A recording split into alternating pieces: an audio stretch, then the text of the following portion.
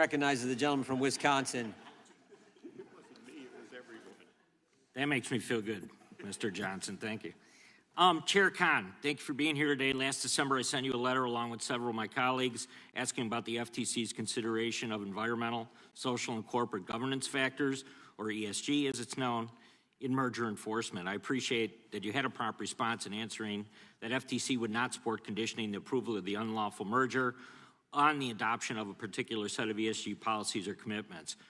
While pleased with the first part of the response, you did not answer whether you would block a merger if it met traditional competition criteria but falls short of some standard on ESG goals. Can you commit that ESG criteria will not play a role in a decision by the FTC to block a merger?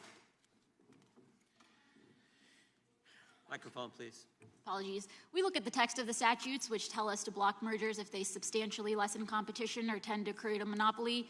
That's what we look at. Again, if companies make certain commitments to us about social justice commitments or ESG commitments, those are irrelevant to us. Okay, thank you. Since becoming chair, have you ever communicated using Signal, WhatsApp, or through a different encrypted messaging app on matters principally related to antitrust or consumer protection policy, FTC enforcement actions, press, political strategy, or any official communication? In particular, I'm interested to see if you've had any communication with Senator Warren, states attorneys general, or outside groups. Congressman, the FTC has a very clear policy requiring that any FTC business relating to substantial matters be conducted only on authorized FTC devices, and I fully comply with that policy. Did you have any communication with your now senior advisor, Ms. Sarah Miller? Sarah Miller works for you, is that right? Ms. Miller joined my staff earlier this year, correct? While she was in her role at the Economic Liberties Project, regarding the decision to air attack ads on members of this committee, including myself, for our opposition to the FTC's proposed non-compete rule.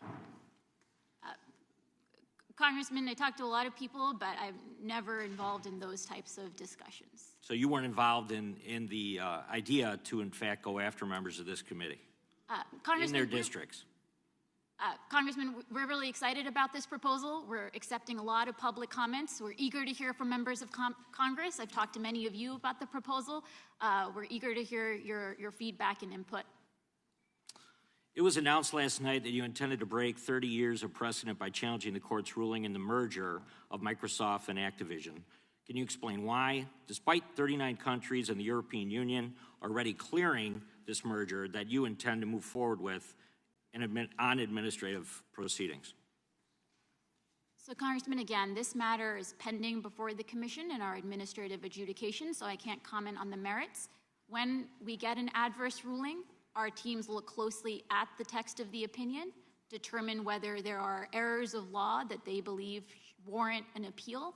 Those are the types of considerations that they take into account.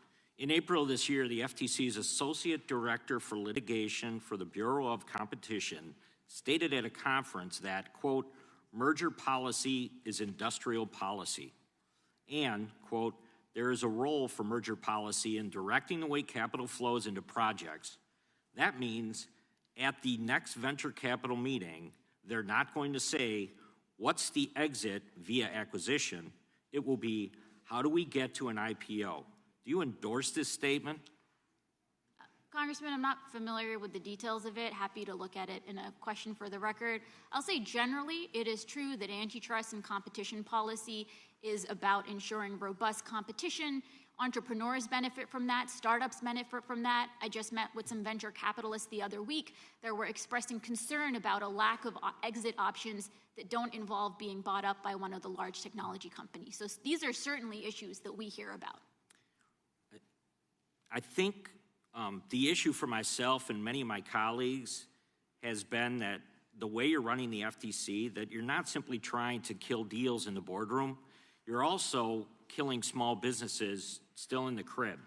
You want startups to seek an IPO rather than an acquisition, but the cost of entering the public markets has doubled since the 90s, and your colleague, Mr. Gensler, at the SEC has been piling on with the rulemaking.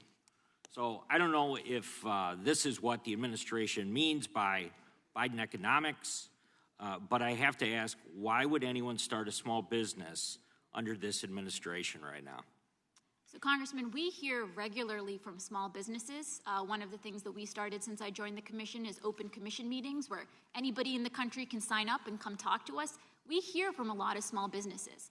More often than not, what we hear is about the challenges that they face in being able to compete in an open, competitive marketplace. We hear about how the existing giants and existing incumbents are squeezing them and making it difficult, be it for an independent grocer, an independent pharmacist. So we are very eager to hear from small businesses and make sure we're enforcing the laws in the ways that are enabling everybody to compete in the marketplace. Chairman, I yield back.